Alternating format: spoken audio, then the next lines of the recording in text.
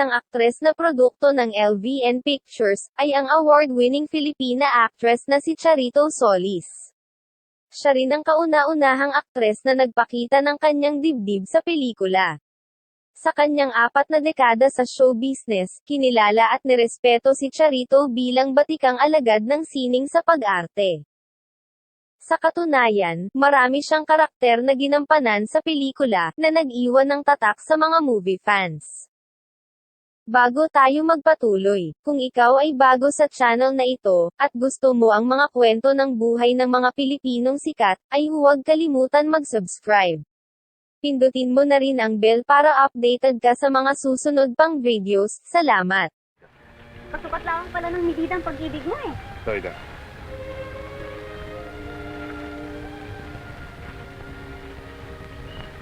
Huwag mong daanin sa biro ang isang bagay na lubhang mahalaga para sa akin. Kaya aga mo naman akong pinagtatawanan. Aba, hindi ikaw kundi ang... Sir, ito pala kayo. Nina ka pa ba? Hindi naman. Galing nga ako sa bayan. Sabi ni Pang, narito ka raw. Ito na sa bahay. Ako na. Si Rosario Violeta Solis Hernandez, na mas kilala sa kanyang screen name na Charito Solis, ay ipinanganak noon October 6, 1935 sa Tondo, Manila. Ang kanyang ama ay isang newspaper reporter, at ang kanyang ina naman ay si Milagros Solis na isang pharmacist. Maagang namayapa ang kanyang ama, samantalang ang kanya naman ina ay nagkaroon ng sakit at hindi na nito kinayang alagaan ang kanyang mga anak. Kaya naman sa murang edad, si Charito at ang kanyang 2 kapatid ay napunta sa pangangalaga ng mga kaanak. Ang magkakapatid ay nagkahiwalay at hindi nagkasama sa loob ng 9 na taon.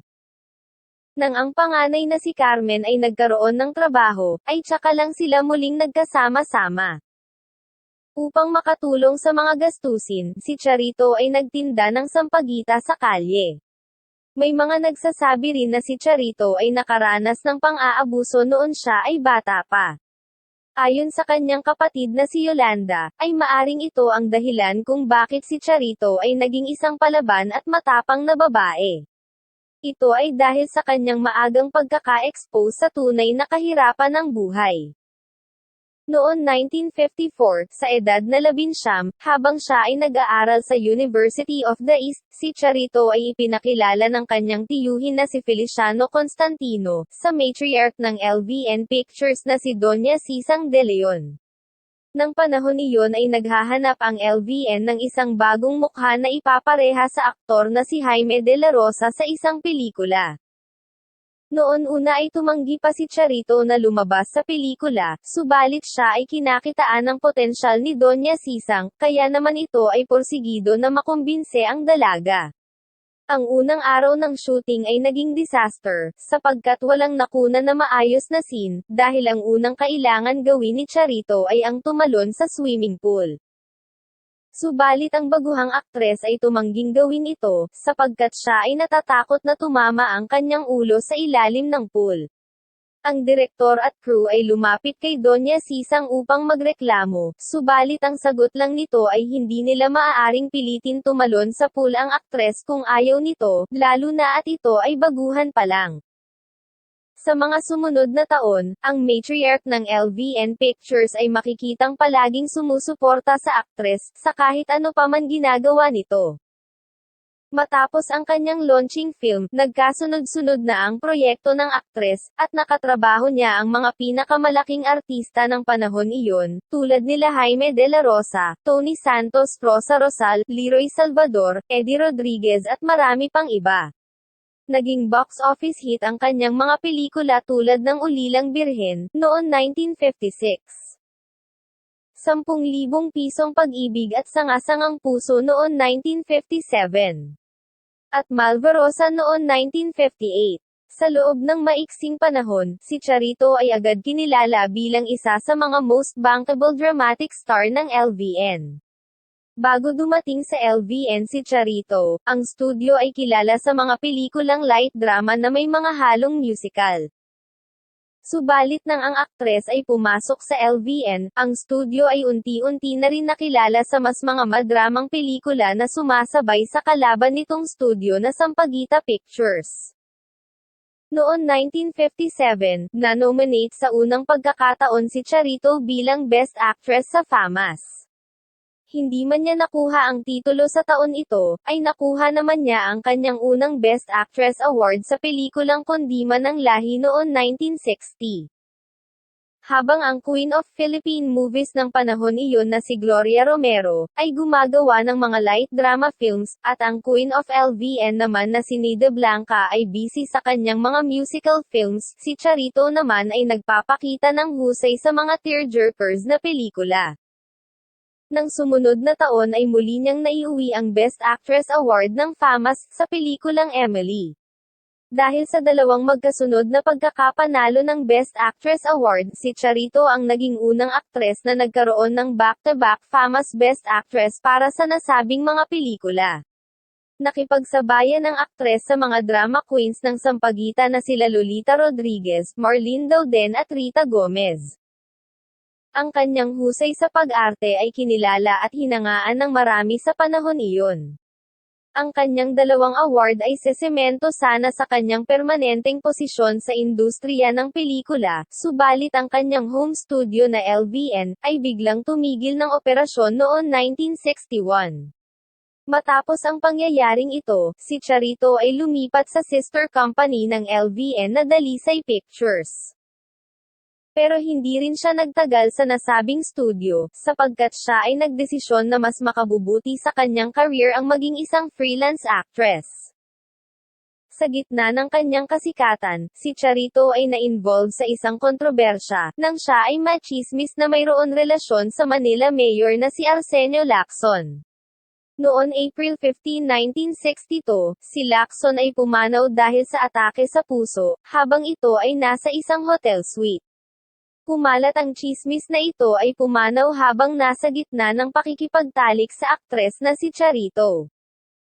Ang isyu na ito ay walang pruweba, subalit ito ay nakaapekto pa rin sa popularidad ng aktres.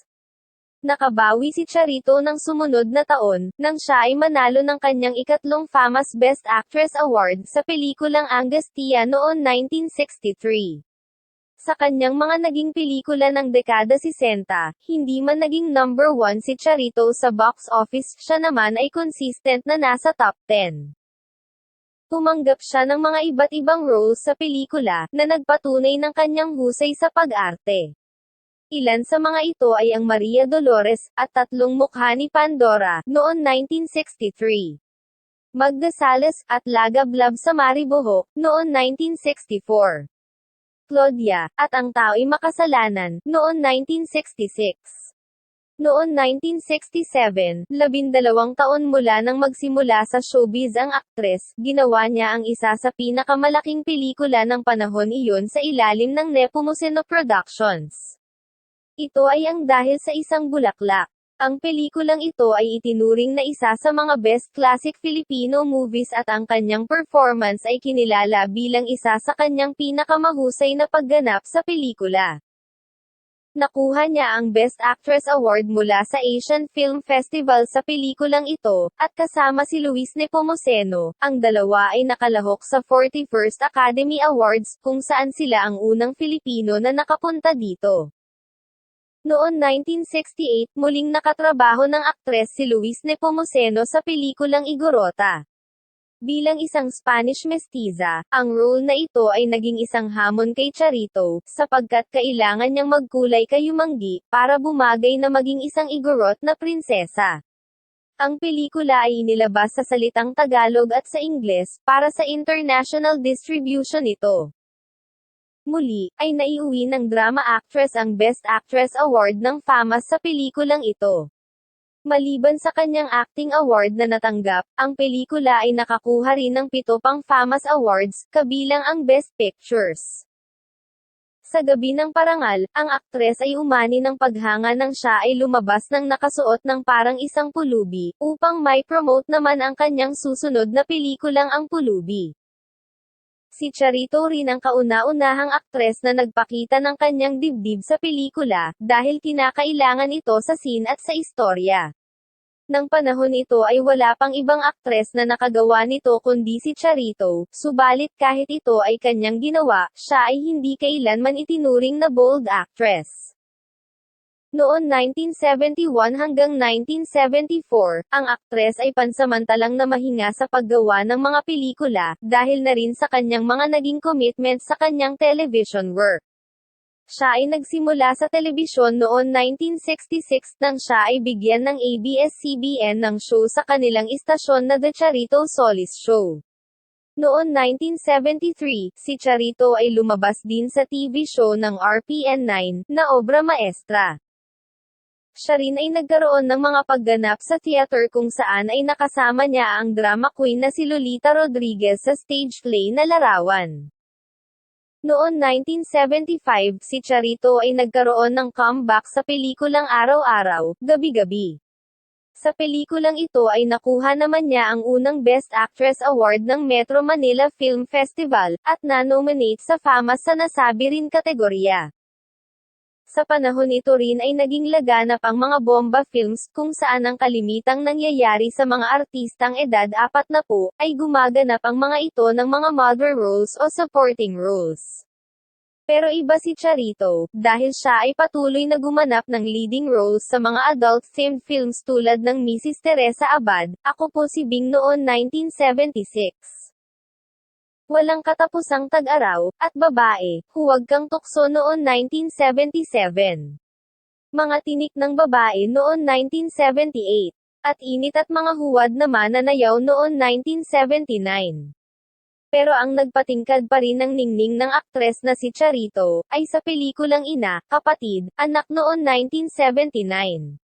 Dito ay nakuha naman niya ang Best Lead Performer sa Catholic Mass Media Awards, at Best Actress Award mula sa Gawad Urian. Noon dekada 80, nagsimula nang lumabas sa mga supporting roles ang aktres, ang ilan dito ay sa pelikulang Playgirl noon 1981. Kisap Mata noon 1983. At Karnal noon 1984 kung saan ay nanalo naman siya ng Best Supporting Actress sa Gawad Urian. Noon 1985, nakuha naman niya ang Best Actress Hall of Fame Award ng FAMAS na nagpapatunay ng kanyang angking talento, at husay sa pag-arte sa kahabaan ng kanyang career sa industriya ng pelikulang Pilipino. Nagpatuloy sa paggawa ng mga pelikula ang aktres na patuloy din nagpamangha sa kanyang mga tagahanga. Noon 1987, siya naman ay kinuha upang gumanap bilang biyana ni Vic Soto sa palabas sa TV na OK Ka Fairy Ko. Dito naman ay nakilala siya ng mas makabagong henerasyon at ipinakita ang kanyang nadiskubreng talento sa pagkukomedy. Nang sumunod na dekada, natapos ang kanyang mga pagganap sa mga mother roles, at nagsimula naman siyang lumabas bilang lola sa mga pelikula at telebisyon. Subalit bago matapos ang dekada 90, ang aktres ay inatake sa puso at pumanaw sa edad na 62, noon January 9, 1998. Ang kanyang pagpanaw ay ipinagluksa ng marami, lalo na ng kanyang pamilya, mga nakatrabaho sa industriya, at ng kanyang mga tagahanga. Hanggang sa huling panahon ng kanyang buhay, siya ay patuloy na umaarte sa kanyang mga proyekto sa TV at mga pelikula. Ang kanyang huling pelikulang ipinalabas sa sinehan ay Ang Bayad Puri, noon 1999. Ayon sa mga kwento, ang dedikasyon at professionalism ni Charito ay halos walang kapantay. Siya ay istrikta lalo na kung nasa gitna ng trabaho, ngunit sa kabila nito, ay nakilala rin siya bilang isa sa pinakamabait at maunawain na aktres ng kanyang panahon. Ayaw niya nang mayroon maingay sa kanyang paligid kapag kinukunan ang kanyang mga scene sa pelikula. Madalas din siyang nagbibigay ng suggestion sa direktor patungkol sa kanyang mga acting habang nasa set. May pagkakataon pang dinadala niya sa set ang kanyang mga acting trophy para ipakita sa mga nakababatang artista na siya ay hindi basta-basta sa pag-arte, at upang magbigay na rin ng inspirasyon sa mga ito. Ang aktres ay isa rin mahusay magluto, at palaging nagluluto sa set para sa kanyang mga katrabaho sa industriya. Ayon naman sa mga kapamilya ni Charito, ito ay mapagbigay sa mga nangangailangan, at sensitibo sa mga bagay-bagay sa kabila ng hot temper nito. Ito ay mayroon din koleksyon ng mga wine glass, shot glass at scotch glass sa naging tahanan nito noon. Matapos pumanaw ang aktres, ay tsaka lang inilantad, na ang nag-iisa nitong nakarelasyon, ay ang King of Philippine Movies na si Fernando Poe Jr. Noon sila ay nagkasama sa pelikulang Sandata at Pangako noon 1961. Subalit ang kanilang relasyon ay tumagal lang ng 3 taon. Maraming salamat sa panonood. Kung nagustuhan nyo ang kwento ng buhay ni Charito Solis, at may komento o gusto kayo idagdag, ikomento lang po sa ibaba ng video. Huwag din po kalimutan mag-subscribe sa aking YouTube channel. Mag-6 na taon mo na akong pinag-iisay. Talagang ako pa rin nais ng pagkakas sa ating taon. Kahit na po isang huwag na rin lamang. Hindi ko pinakikialaman ang iyong nakaraan. Bakit? Kasalanan ba maging ako? Hindi lamang na ako. Ngayon alam mo nang hindi ko pinag-uukulan ng pansin kahit na ikaw ay hindi tunay na Rodel. Tayo ka na. Ha?